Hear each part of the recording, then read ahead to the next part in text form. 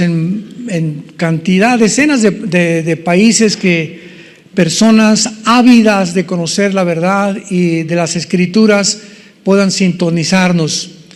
Y vamos a compartir un mensaje titulado La profanación del templo judío. La profanación del templo judío. Antes de entrar en materia, solamente quiero establecer algunos puntos importantes porque se acerca un tiempo que la Biblia profetiza llamado la gran tribulación. Mateo 24, 21. Porque habrá tribulación como nunca antes la ha habido, dijo Jesucristo. Estas son palabras del Señor Jesucristo. Porque habrá tribulación como nunca antes en la historia ha habido. Así que no se va a comparar con ninguna revolución del pasado, ni con una golpe de Estado, ni con guerras pasadas. No se va a comparar ni con peste, ni con la peste bubónica, ni con el cólera, ni con ninguna cosa que el ser humano haya experimentado antes. Y durante estos primeros 3 años y medio de la tribulación va a venir un sistema religioso que se llama la Gran Ramera, Apocalipsis 17, donde vemos a la bestia montada sobre la ramera. Y la ramera es el sistema religioso apóstata, o esta falsa religión que hace 2000 años ha sido la corrupción del cristianismo. Cuando en el año 250-275 el cristianismo ya dejó de ser perseguido, el último emperador Constantino absorbió el cristianismo como la religión oficial del Imperio Romano, y el Imperio Romano, que era político, simplemente dio la vuelta o se transformó de lo político a lo religioso. Ya no se llamó el Imperio Romano, sino se llamó el Sacro Imperio Romano, porque ahora sería la religión la que gobernaría a los seres humanos por casi 18 siglos. Así que vino lo que se conoce como el papado, y este libro que se llama la Biblia fue cerrada la Biblia. Y entonces en todo este periodo donde los hombres comenzaron a gobernar la religión sin consultar la Biblia, es lógico que hayan comenzado a introducir doctrinas o tradiciones o paradigmas no bíblicos. Y así vinieron todas las herejías con las que fue permeado el cristianismo, hasta que aproximadamente en 1625, un hombre llamado Martín Lutero, que era un monje en Alemania, le cae de alguna forma milagrosa la Biblia, comienza a leer Romanos capítulo 1, donde dice: el justo por la fe vivirá. Y Martín Lutero inicia una revolución que se llamó la Revolución o la Reforma Protestante, donde fueron establecidos 3 puntos importantes: sola escritura, o sea, nada más la Biblia es la única autoridad; solo fide, solo es por la fe; y solo Cristo. Entonces, bajo estos 3 fundamentos vino un cambio radical, donde el Vaticano comienza a perseguir a los que les llamó protestantes. ¿Por qué? Porque protestaban en contra de que el Vaticano no podía haberse adjudicado el derecho de decir lo siguiente: solo bajo Roma hay salvación. Y el que no aceptara que era Roma, no la Biblia, no Cristo, no la fe, sino la institución religiosa era la que salvaba al ser humano, entonces iniciaron lo que se conoció como la Inquisición, por el señor Torquemada, un español que nombró un papa para que mandara torturar, matar y expropiar sus propiedades a toda la persona que no aceptara que Roma salvaba. Posteriormente vinieron las cruzadas, donde mandaron a Ignacio de Loyola, un soldado del Vaticano, y se pintaron aquí una cruz. Hay muchas películas de esto, y los mandaron a Jerusalén a matar a los musulmanes y a los y judíos que no aceptaran, ¿verdad? Y a sacarlos de Jerusalén para que Roma se posicionara de la ciudad de Jerusalén.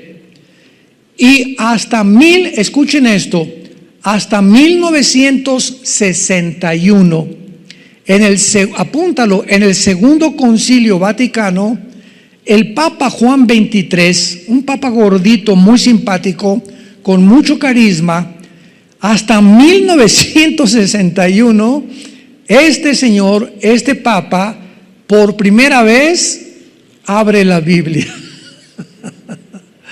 Abre la Biblia, y cuando la comienza a abrir,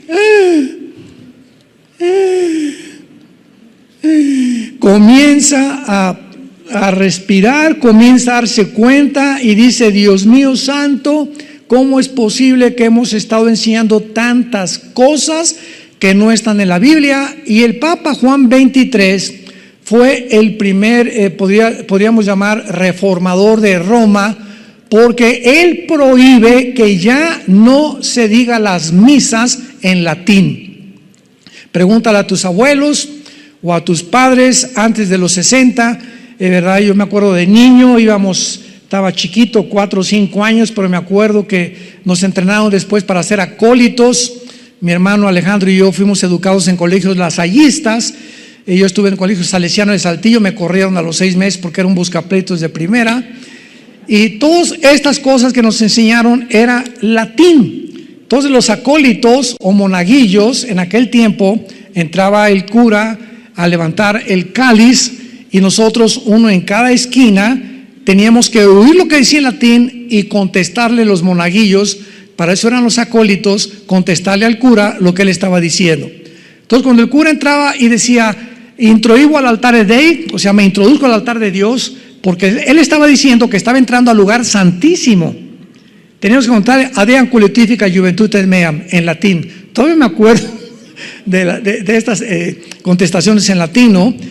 Y después pasó el tiempo y entonces quitaron el latín, mandó quitar los santos. Hay muchas iglesias que, aunque no los quitan, pero ni de chiste, en la mayoría, que comenzaron a permitir la música dentro. Y además lo más grande fue que por fin Roma, después de casi 2000 años, permite que el pueblo lea la Biblia. Se permitió la lectura de la Biblia al populus. Y gracias a Dios que desde los 60, 70 hay cantidad de católicos ya. Mi abuela fue una de ellas, mi mamá también, que murió hace poco, de 93 años. Mi abuela de 98 murió, materna. Comenzaron a leer la Biblia, se les cayeron las vendas de muchas cosas, comenzaron a preguntar: oye, y explícame esto y explícame aquello. Y vino una revolución tremenda, y ahorita hay tal vez miles o millones de católicos que han conocido a Cristo como su Salvador, leyendo las Escrituras. Y desde luego que la mayor parte de los católicos que han comenzado a leer la Biblia, si realmente han aceptado a Cristo como su Salvador, tarde o temprano tienen que salirse de esa ideología, de esa institución. ¿Por qué? ¿Verdad? Porque el Espíritu Santo vino a iluminar nuestra mente y mostrarnos la verdad. Entonces, ¿qué fue lo que sucedió? Que el anticristo va a establecer un templo después de los primeros 3 años y medio, porque los primeros 3 años y medio va a ser un papa el director del sistema religioso apóstata. Y una de las cosas más interesantes que han pasado en estos últimos meses, yo estoy asombrado de todo lo que está pasando. ¿Supieron ustedes que el Papa Francisco fue a Irak? Bueno, ustedes saben que en Irak, en el área de Irak o en la Mesopotamia, estoy hablando de Irak, Siria e Israel, se inició la civilización. Desemboca en el Golfo Pérsico. Entonces, cuando encontramos en el Apocalipsis el río Éufrates se secó para que pasaran los reyes del oriente en el Antiguo Testamento y Babilonia cayó junto al río Éufrates, nos damos cuenta que la palabra Babilonia está atribuida actualmente a la nación de Irak. Y que la Biblia dice en Zacarías capítulo 5, versículo del 5 al 11, que en los últimos tiempos va a ser levantado un templo en Irak. Y Jeremías 50-51 habla claramente que Irak se convertirá en un imán para que las naciones lo ataquen. Y la Biblia dice claramente que en la ciudad de Irak serán los cuarteles generales del anticristo. ¿Me escucharon? En Irak se establecerán los cuarteles generales del anticristo y además estarán en Irak o en Babilonia el centro comercial más grande del mundo y de las finanzas. Wall Street de Nueva York se cambiará al Medio Oriente. Y allí estará el falso profeta gobernando la economía e imponiendo a los seres humanos la marca del 666 o la marca del anticristo. Y ahora que leo que el Papa fue a Irak, digo, Dios mío santo, ¿con qué velocidad las profecías se están precipitando? ¿A qué fue? Bueno, ya leyendo, ¿verdad? Dice que él fue a unir a las religiones y a juntarse con el archimandrita griego y a juntarse con los directivos de otras religiones, musulmanes, etcétera, etcétera. Y es importante que ahora en Irak y en el área de Arabia Saudita se esté construyendo un templo para las 3 religiones del mundo. Lo pueden encontrar ustedes en el internet. Esto es impresionante, me pone los pelos de gallina. Va a ser un edificio para los católicos, otro para los judíos, otro para los cristianos. Y ahí fue el Papa y la Biblia profetizó que esta región geográfica se convertiría en el centro del comercio y en el centro de la política internacional. Así que nos encontramos en tiempos, como les dije anteriormente, muy interesantes. En el libro Apocalipsis capítulo 13 que acaban ustedes de abrir, dice la Biblia en el versículo 11, vi otra bestia que subía de la tierra con 2 cuernos semejantes a los de un cordero, pero hablaba como dragón. Muchos han atribuido esta segunda bestia o el falso profeta al Papa, pero no es así, porque esta bestia, que es el falso profeta, y el anticristo, si leemos bien Apocalipsis y Daniel, encontramos que solamente se les otorgó, se les permitió 3 años y medio para gobernar el mundo, nada más. Y el falso profeta y el anticristo, al terminar la gran tribulación o los últimos 3 años de la tribulación, los 2 van a ser arrojados al lago de fuego. Así que no puede el falso profeta ser el jefe del sistema religioso de la gran ramera. El sistema religioso, Apocalipsis 17, es Roma. Va a ser la ciudad del Vaticano, que es la única religión en el mundo que tiene un banco, que tiene leyes, que es independiente del gobierno de Italia, que tiene su propia policía y que además tiene un lugar en las Naciones Unidas. Ninguna otra religión tiene un asiento en las Naciones Unidas, porque el Vaticano está considerado un estado político y una religión. ¿Ven ustedes la mezcla? La política con la religión. Y siempre tiene que haber la separación del Estado de la Iglesia. Roma violó esto y juntó la política con la religión. Y durante 18 siglos gobernó Europa, los papas, nadie se casaba, nadie podía comprar, nadie podía hacer nada, ni los príncipes de de Holanda, ni de Inglaterra, ni de España podían hacer nada sin el permiso del Papa. Ahora bien, este falso profeta, entonces, vamos al libro de Daniel, capítulo 9, y veamos que el anticristo va a hacer un pacto con el pueblo de Israel, que es donde nos vamos a adentrar en esta mañana, y vamos a ver todo lo que el anticristo va a hacer de una forma bastante resumida. Dice Daniel 9, versículo 27, está hablando del anticristo o del príncipe que en el versículo 26 ha de venir. Por otra semana, esta palabra semana, Shavuot, es de 7 años, que son los 7 años de la tribulación. Por eso se le llama la semana 70 de Daniel, porque esta semana falta de completar los 490 años de las 70 semanas que en el versículo 24 se le prometieron o profetizaron a Daniel.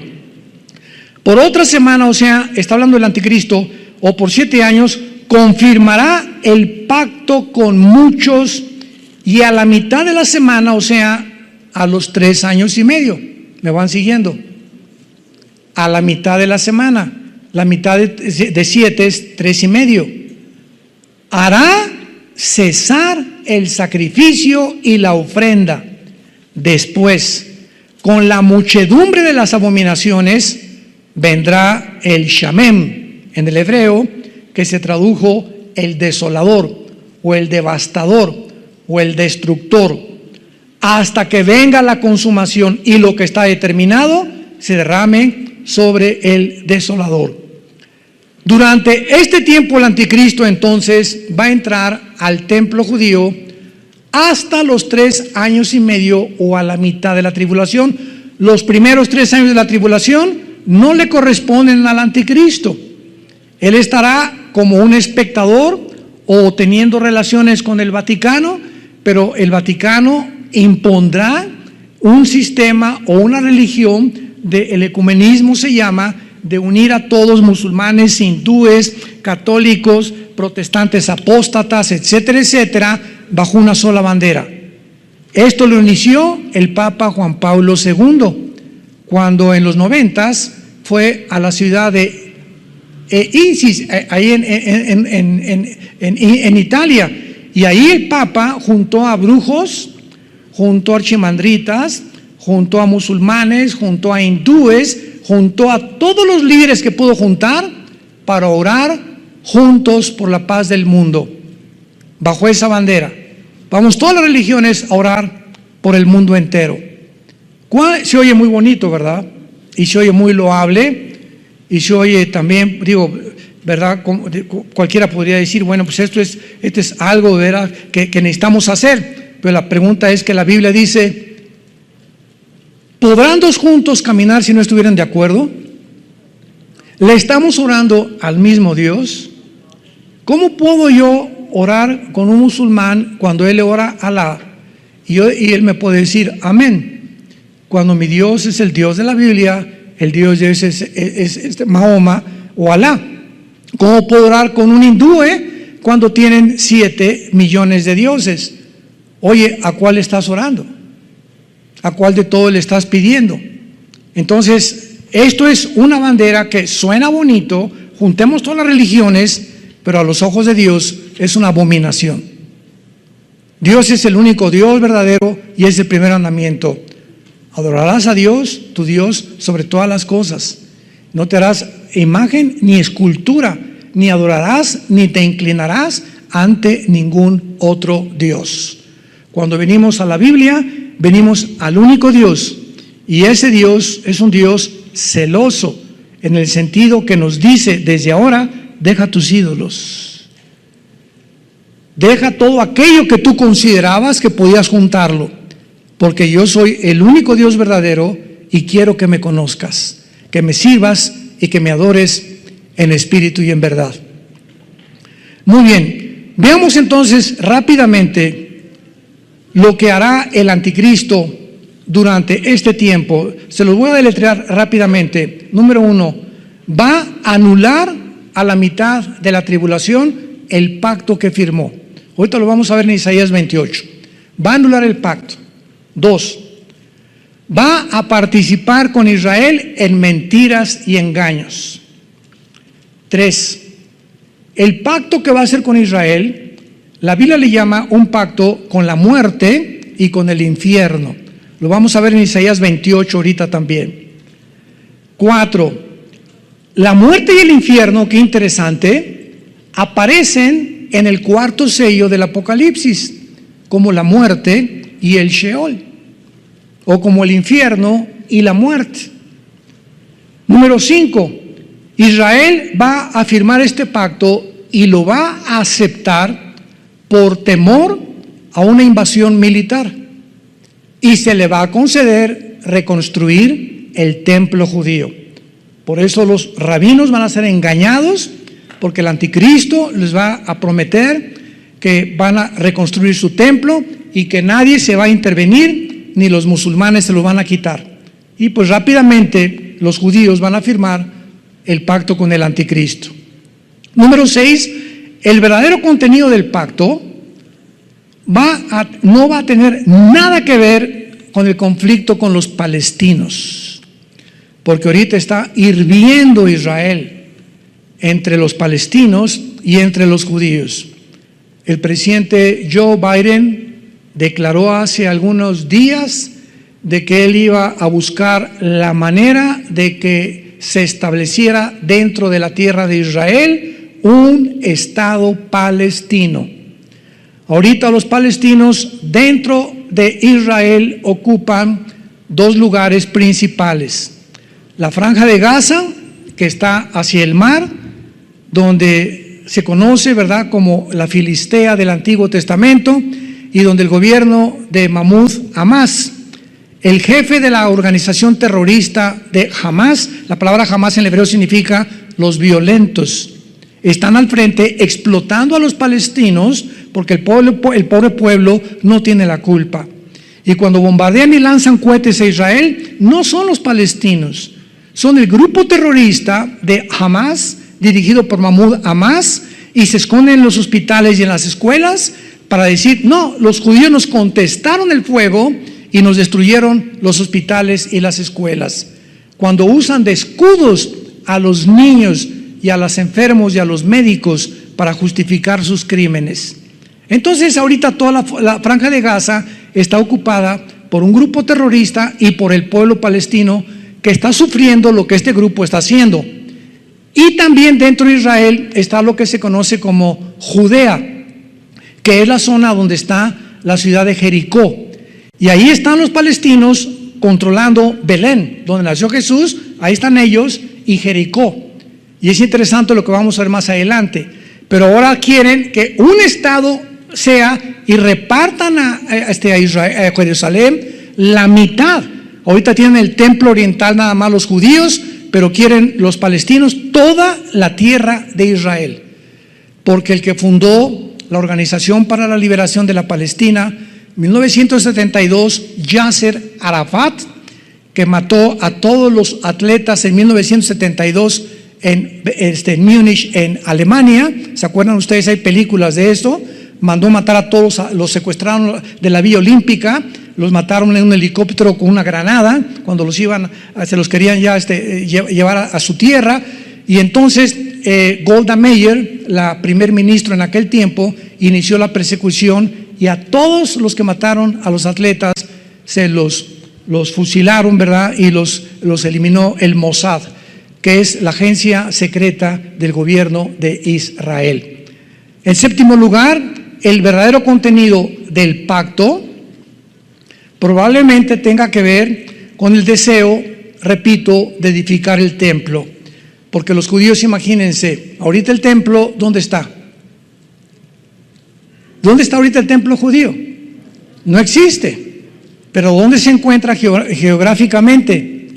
Debajo de la cúpula o de la mezquita de Omar, que es esta cúpula dorada que en cualquier foto de Jerusalén se ve. Cuando fuimos a Jerusalén, muchos de ustedes nos permitieron entrar, nos teníamos que quitar los zapatos, ¿verdad? Ahorita ya no se puede entrar adentro, pero en aquel tiempo nos permitieron entrar, éramos como 300 los que fuimos en ese viaje a Israel.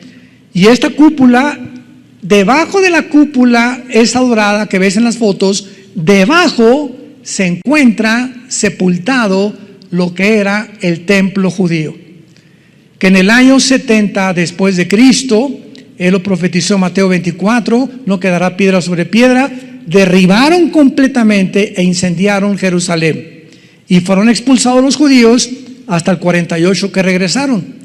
Y en el año 604 después de Cristo, un musulmán, ¿verdad? Omar, uno de los musulmanes, levantó la mezquita.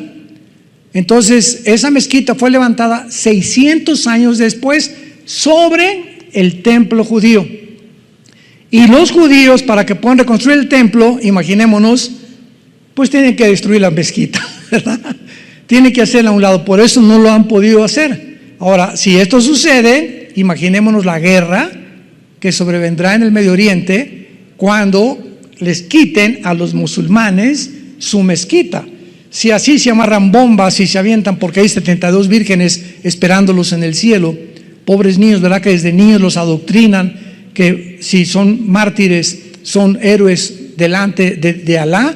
¿Cómo no van ellos a provocar una guerra internacional si les quitan la mezquita, que es el lugar más sagrado? Porque dicen que de ahí Mahoma en un caballo blanco se fue al cielo.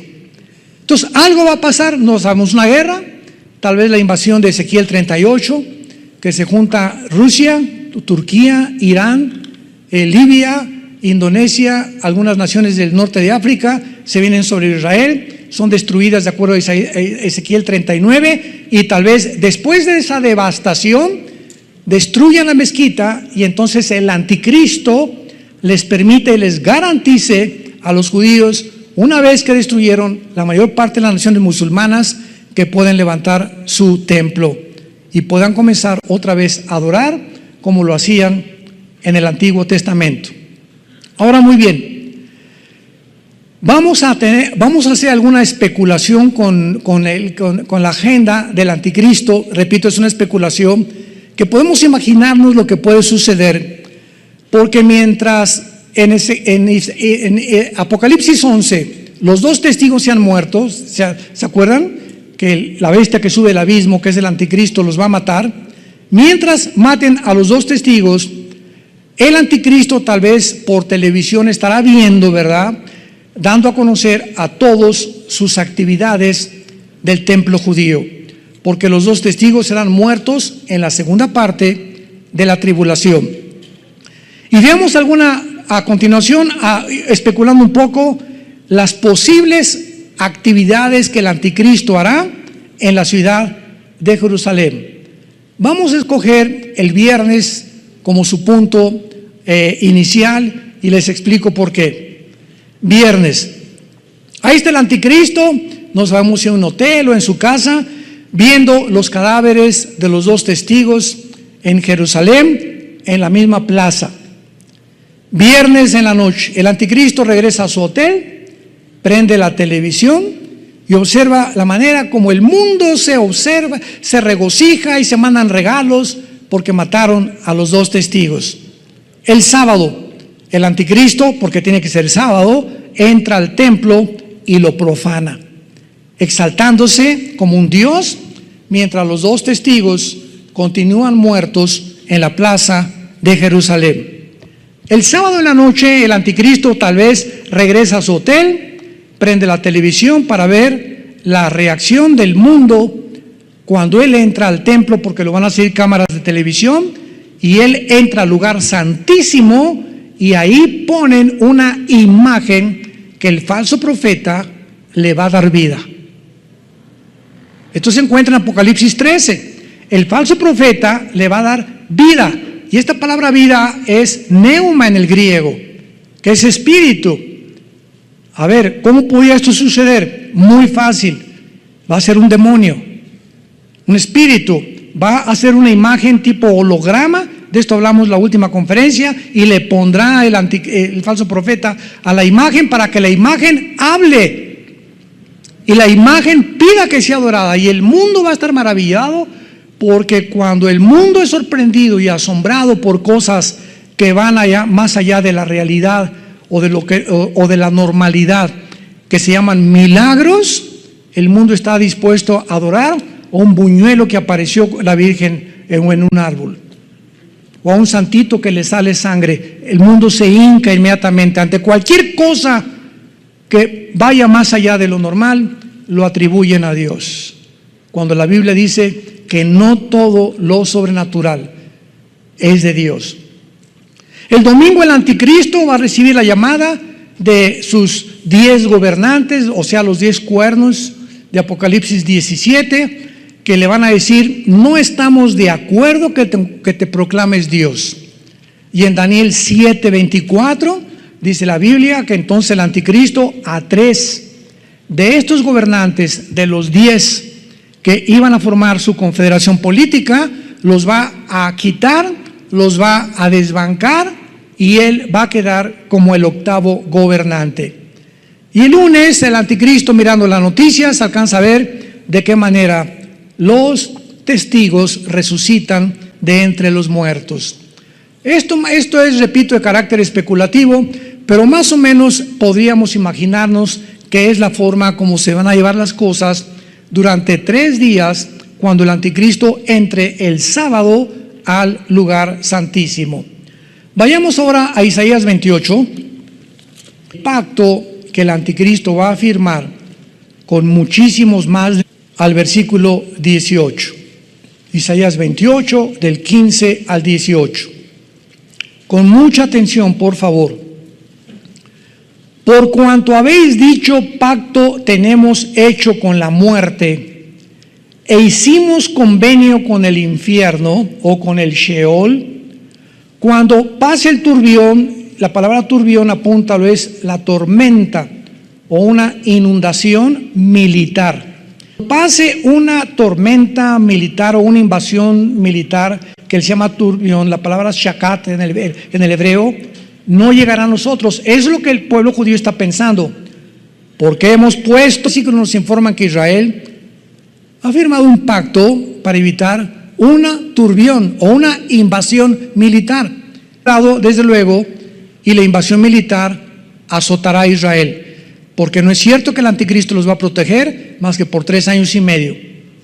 Versículo 16. Por tanto, Jehová el Señor dice así: he aquí yo he puesto en Sión por fundamento una piedra, que es Jesús, piedra probada, angular, preciosa, de cimiento estable. El que creyere no se apresure.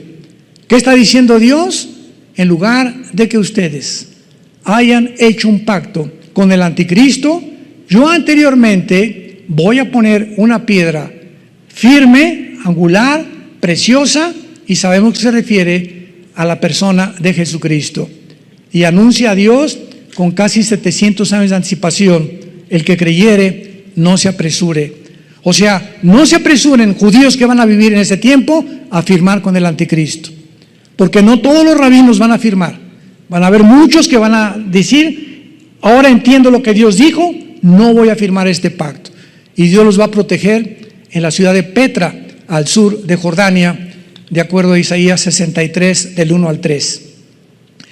Y dice el versículo 17: y ajustaré el juicio a cordel y a nivel la justicia, y granizo barrerá el refugio de la mentira, y aguas arrollarán el escondrijo. Cuando dice la Biblia: ajustaré el juicio a cordel y a nivel la justicia, son instrumentos para construir. Todos los arquitectos usan una plomada, que lo que significa cordel y nivel de la justicia, dándonos a entender el Espíritu Santo que es realmente la construcción y la edificación del templo de los judíos lo que va a ser levantado durante este tiempo. Y versículo 18 termina diciendo: y será anulado vuestro pacto con la muerte y vuestro convenio con el Sheol.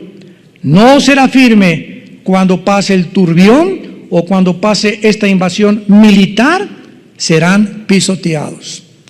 Desde este momento el anticristo se proclama Dios, implica que él deshará las 3 religiones más importantes de su tiempo, que serán el sistema de la ramera, el judaísmo y el cristianismo. Va a acabar el anticristo con estas tres religiones y él va a proclamarse Dios. Vayamos a 2 de Tesalonicenses, donde el Espíritu nos revela esta revelación. 2 de Tesalonicenses 2, versículos 3 y 4. Nadie los engañe, escribe Pablo, de ninguna manera, porque no vendrá sin que antes venga la apostasía y se manifieste el hombre de pecado, el hijo de perdición, el cual se opone y se levanta contra todo lo que se llama Dios o es objeto de culto, tanto que se sienta en donde, ahí está, a los 3 años y medio, el anticristo entra al templo de Dios, como lo hemos visto en otras escrituras, entra al templo de Dios como Dios, haciéndose pasar por Dios. Ahí dice el anticristo, no hay ninguna religión. Se acabaron todas las religiones. Yo soy Dios. Y él repite y consuma y termina y finaliza la mentira del huerto del Edén. Cuando inició la creación, la serpiente le dijo a Eva: no es cierto que vas a morir, serás como Dios. Y la mujer entendió esto y aceptó comer del fruto del bien y del mal. Esa mentira es la que más adelante habla claramente el versículo 11 de la segunda carta de Tesalonicenses, que van a creer la mentira. Es la mentira que ha recorrido toda la historia del ser humano. El hombre ha creído lo que la serpiente le dijo a Eva y los hombres se han endiosado con ellos mismos. Alejandro el Magno, Aníbal, Napoleón Bonaparte, Saddam Hussein, José Stalin, Adolfo Hitler, Benito Mussolini, etcétera, etcétera, etcétera. Todos los grandes conquistadores, todos los grandes dictadores creen y han creído que ellos pueden controlar el mundo. Y todos, Nabucodonosor, todos han querido, los Césares romanos, se hicieron adorar como dioses. Y llegamos al siglo XXI, donde los seres humanos siguen creyendo que somos dioses. Si tú no tienes a Cristo, has creído la mentira de la serpiente. ¿Por qué? Porque has creído que tú puedes hacer tus 10 mandamientos. Yo no necesito los 10 mandamientos de Dios. Yo no necesito el código moral de Dios. Yo no necesito los principios de ética de Dios. Yo puedo hacer y determinar lo que es bueno y lo que es malo. Lo que yo hago nadie puede decir. Yo sé que yo estoy bien, y comienzas a convertirte en un Dios. Esta es la razón por la cual el ateísmo es insostenible filosóficamente. Porque si tú vienes y me dices, pues yo soy ateo, yo te contesto, bueno, me estás diciendo que no crees en ningún Dios, ¿verdad? Es una contradicción filosófica, porque al decirme no creo en Dios, me estás diciendo que tú eres Dios. Porque si no hay Dios, eres Dios para ti mismo. ¿Qué significa Dios? Un ser supremo absoluto. Y tú estás erigido como tu ser supremo y absoluto. Y si tú mismo que no crees en ningún Dios, entonces tú pones las reglas y tú estableces tu forma de vivir. Y solo Dios puede hacer eso. Cabeza de albóndiga. Como me dijo una vez mi abuelo cuando yo le dije que yo era ateo. Ahora veamos claramente algo que es muy importante, que es en el capítulo 24 de Mateo, uniendo esto a lo que hemos leído. El Señor Jesucristo, previendo lo que iba a pasar cuando el anticristo violara el pacto con los judíos y a los 3 años y medio se metiera e iniciara la persecución contra ellos. Vean lo que dice Mateo 24, versículo 15 en adelante, de las palabras de Jesús. Por tanto, cuando veáis en el lugar santo, o sea, en el lugar dentro del templo, ¿verdad? El Kodesh HaKodashim, o el lugar santísimo, así se dice en el hebreo, Kodesh HaKodashim, que es el lugar donde el sacerdote entraba una vez al año a ofrecer sacrificio. Cristo está diciéndoles, cuando vean en el lugar santo la abominación desoladora que habló, ¿quién? El profeta Daniel. El que lea entienda, o sea, la gente en el tiempo del anticristo podrán ser testigos cuando realice este acto abominable de entrar al templo, y desde luego la gente que esté dentro del templo. Y Jesús está refiriéndose, como lo vamos a ver más adelante, y esto nos pone los pelos de punta, como lo vamos a ver. Cuando veáis a la abominación desoladora que habló el profeta Daniel, entonces los que estén en Toluca, en Tlalnepantla, en México. ¿Por qué Cristo describe un lugar geográfico? ¿Por qué Cristo se refiere exclusivamente a un grupo de judíos, a un lugar geográfico, Judea, que es ahorita el lugar ocupado por los palestinos? ¡Wow! Los que están en Judea huyan a los montes. ¿Por qué? Porque ahorita esta zona geográfica que está ocupada, que se llama el Banco Oriental o Judea, que ahorita ya está ocupado por los palestinos, en cuanto el anticristo entre al templo, todos los que están contra los judíos van a salir a matarlos. Ahorita los palestinos les dan chance a los judíos que viven en algunas kibbutz alrededor del Banco Oriental, que vivan ahí. Pero cuando el anticristo viola el templo, a los primeros que les dice, ustedes los están en Judea, píntense, salgan corriendo.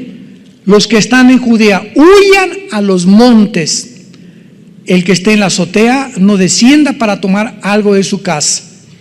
Y cuando dice Jesucristo, el que lea entienda, esta no fue una sugerencia, le está diciendo una orden directa. En otras palabras, debido a la importancia y a los detalles de este versículo, todo el que lea esto debe comprender que es urgente que no regresen a su casa ni por lo que hayan dejado, ni por el pasaporte, ni por nada. Cuando vean ustedes en la televisión, el anticristo entró al templo, salgan corriendo, porque los que no obedezcan les va a pasar lo que le pasó a la mujer de Lot cuando huyeron de Sodoma y de Gomorra. ¿Se acuerdan? Apocalipsis 19. Los ángeles agarraron a Lot, vénganse para acá, y a tu hermano y a la esposa, y vámonos. Y a casi jalones lo sacaron los ángeles, y le dijeron a los ángeles, a Lot y a su familia, no volteen atrás. No se atrevan a voltear atrás. Y la mujer de Lot volteó para atrás. ¿Por qué? Porque era una carnalota. O sea, su corazón estaba en el mundo, en las modas, por aquí, por allá, este y el otro. Y cuando Dios nos dice, pongan los ojos en lo que está arriba, no extrañes las cosas del mundo, es porque las cosas del mundo han ocupado tu corazón. Y cuando dice, no voltees atrás, pero mi collar de oro, mis dólares, mis shakes, me esperas, voy por ellos. No regresen para nada, porque tu vida vale más que todo lo que puedas tú haber juntado en todo tu corazón. No volteen hacia atrás, huyan.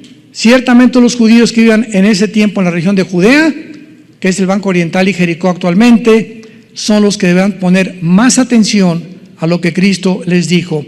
Veamos rápidamente esto y comparémoslo con Zacarías, está antes de Mateo, para que no se vayan tan lejos. Antes está Malaquías y antes está Zacarías, capítulo 13. Zacarías 12 y 13 son dos capítulos que describen el final del ser humano, el Armagedón, la venida de Cristo. Dice Zacarías capítulo 13, versículo 8, y acontecerá en toda la tierra, dice Jehová, que las 2/3 partes serán cortadas y se perderán, mas la tercera quedará en ella. 2/3 partes de los judíos morirán. 2/3 partes de los judíos morirán. 1/3 parte, que es el remanente fiel, los que aceptaron a Jesús como Yeshua Mashiach, como Jesús el Mesías, van a estar escondidos en Bosra, que es Petra. ¿Cuántos fueron a Petra con nosotros cuando fuimos allá hace 4 o 5 años? ¿Todos están? ¿Ninguno? ¿Dónde estaban, Bueno, Petra está al sur de Jordania. Entras, y para entrar a Petra es como, ¿qué será? 2-3 metros de ancho más o menos, cabe una carreta nada más, y es como 1 kilómetro. Nos bajan los camiones y tenemos que ir caminando como 1 kilómetro, porque no entra ningún carro, y de repente vas entre piedras así inmensas a tu alrededor, como si entramos como una cueva tremenda, y al llegar a Petra de repente volteas y te quedas paralizado al ver que es una ciudad construida en las piedras. Se considera una de las maravillas del mundo, y está llena de árabes, de camellos, etcétera, etcétera. Y me acuerdo muy bien cuando llegamos ahí, porque Salem, nuestra hija, y Caleb montaron en camello. Todos los muchachos estaban chamacos, querían montar en camello, y uno de los dueños del camello se acercó conmigo y me dijo: oiga, ¿en cuánto me vende su hija? Y le dije: no, mira, mi hija no está para... Dios solo sabe, Dios, que estoy hablando la verdad, esto es en serio. Le dije: no, y como yo me reí, me está bromeando. Me dice: le doy 50 camellos. Y le hablé a Marta, mi esposo, le dije: este cuate aquí no está diciendo que 50 camellos, y le hablé al guía y me dijo: no le hagas caso, así son. Total, que le dije: no te doy ni aunque me dé lo que quieras. Pues no nos siguió. Comenzamos a caminar toda la ciudad de Petra, que está llena de arena por el desierto, y no nos siguió como 1 hora, y me alcanza y me dice: le doy 1000 camellos, y le doy ovejas por la güerita que está arriba del camello. Me querían comprar a mi hija, y ahora comprendí la cultura del Medio Oriente. Entonces, esa es la forma como ellos viven, ¿verdad? El trueque, y te dan cosas, y te doy camellos, y me vendes a tu hija, y cantidad de familias venden a sus hijas para tener 2 camellos, para tener más borregos, para tener más ovejas, para tener un poco más de dinero. Venden a sus hijos, a los mercaderes. Pero yo no lo vendía ni aunque me hubiera dado 1,000,000 de camellos, ¿verdad? Entonces, vemos aquí en Zacarías 13 que 2/3 partes serán cortadas y 1 se perderá. Y dice el capítulo 14 del libro de Zacarías, en el versículo 4, y está hablando no del rapto. Los que creen que el rapto y la segunda venida es lo mismo, van a abrir los ojos ahora. Acuérdense que en 1 Tesalonicenses 4, 16 y 17, 1 Corintios 15, 51 a 53, dice que vendrá en el aire, y en el aire nos sacará, y jamás tocará la tierra. Cuando venga el rapto, vean la segunda venida, se afirmarán sus pies en aquel día sobre el monte de los olivos. Cuando Jesús regrese con nosotros por segunda vez, ya estamos con Él en el cielo, va a tocar con sus pies el lugar donde lo crucificaron, y que está enfrente de Jerusalén al oriente, y el monte de los olivos se partirá por en medio, hacia la derecha y a la izquierda, oriente y occidente, haciendo un valle muy grande, y la mitad del monte se apartará hacia el norte y la otra hacia el sur. Cuando venga Cristo con nosotros, pondrá sus pies, tocará el monte de los olivos, y se hará una cruz. ¿Se imaginan ustedes? Donde Él murió crucificado, ahora esa cruz les recordará a todos los judíos y al mundo entero que Él era realmente el que murió hace 2000 años para pagar por tus pecados y por mis pecados. Y finalmente, y huirán al valle de los montes, porque llegará hasta Sal, huirán de la manera, y vendrá Jehová mi Dios, y con Él todos sus santos. Y esto lo corroboramos en Apocalipsis 19. Vi al Verbo de Dios montado en un caballo blanco, bajando con todos aquellos que nosotros, antes de su segunda venida, vino por nosotros 7 años antes de la tribulación. La iglesia no puede atravesar la tribulación. Nos vamos antes con el Señor. Es muy diferente. El rapto no es la segunda venida. El rapto es la promesa y el misterio que dice Pablo en Corintios 15, que estaba escondido en el Antiguo Testamento y que hasta el Nuevo Testamento fue a Pablo a quien se le reveló que va a haber una generación que no vamos a saber lo que es morir. ¿Serás tú? ¿Seré yo? ¿Seremos nosotros?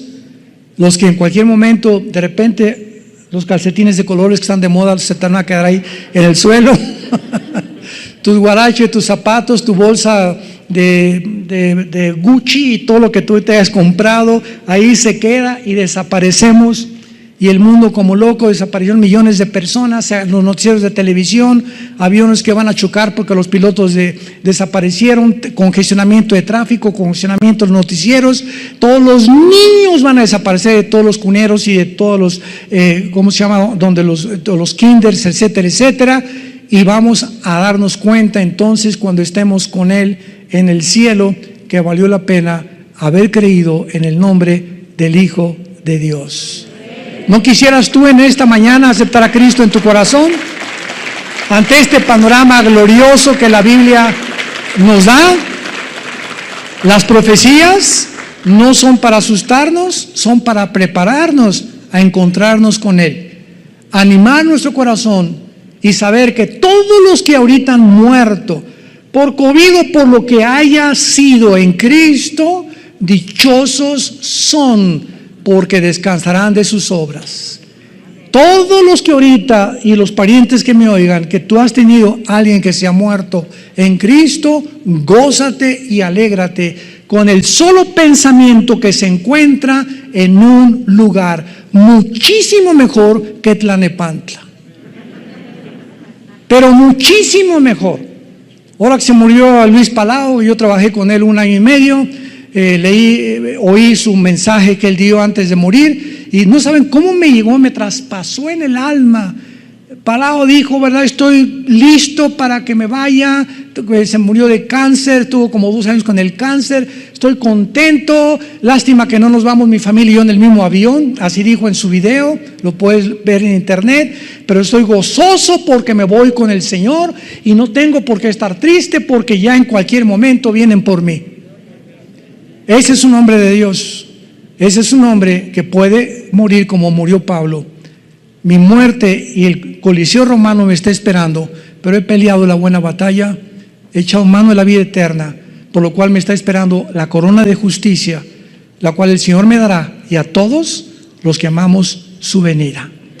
Padre, gracias por tu palabra. Gracias por la esperanza bienaventurada y la manifestación gloriosa de tu Santo Hijo Jesucristo. Bendito sea el Dios y Padre de Jesucristo, que nos ha hecho renacer para una esperanza viva por medio de su resurrección de entre los muertos. Y porque Él vive, nosotros también volveremos a vivir. Esta vida pasa como una niebla, donde crecimos como la flor del campo, florecimos en alguna época de nuestra vida y tenemos que marchitarnos al llegar a la 3ª, 4ª edad, para volver otra vez a reunirnos con un cuerpo nuevo, glorificado, semejante al cuerpo de la gloria suya, por toda la eternidad. Gracias por esta esperanza, Jesús, por haber vencido la muerte y haber traído esta esperanza, porque no somos animales, ni somos el resultado de una evolución fortuita ni accidental. Somos criaturas creados a tu imagen y semejanza. Y gracias porque muy pronto tal vez más rápido de lo que nos imaginamos, vamos a estar contigo. Secarás nuestras lágrimas, ya nunca volveremos a enfermarnos, porque todas las cosas pasarán y todas las cosas serán hechas nuevas. Ven a Cristo en esta mañana, en esta tarde. Los que nos ven por la televisión, vengan a la cruz. Te invito a que vengas, a que te arrepientas de tus pecados, que le pidas perdón a Dios por tu vida, y Él te va a perdonar, no importa lo que hayas hecho. En la sangre de Jesucristo hay perdón. Y si tú quieres invitar a Cristo en este momento a tu corazón, dile estas palabras, díselo hoy, que Él te ha hablado y ha preparado tu vida para este momento tan especial. Te pido perdón por mi vida, Señor. Me arrepiento de todo lo que he hecho en mi pasado. Te pido que entres a mi corazón en este instante, porque creo que en esa cruz pagaste con tu sangre por mis pecados. Y como creo que a los 3 días resucitaste de entre los muertos, te pido que entres en este instante a mi vida como mi Señor y mi Salvador. Gracias por darme la vida eterna y la esperanza de algún día de morir en paz, porque sé que me estarás esperando con tus ángeles